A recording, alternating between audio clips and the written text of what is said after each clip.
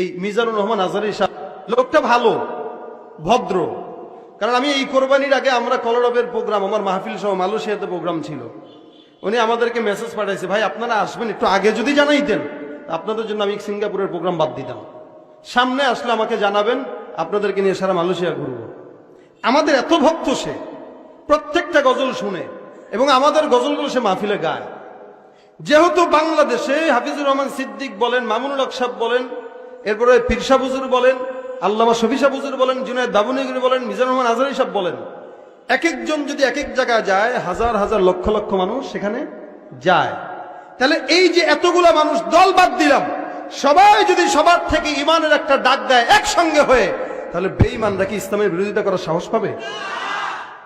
উচিত তো ছিল এটাই, উচিত ছিল কি এটাই, যে কে কোন দল করতেছে দেখা দরকার নেই, আমরা সবাই একসঙ্গে হয়ে ইমানের কাজ করব।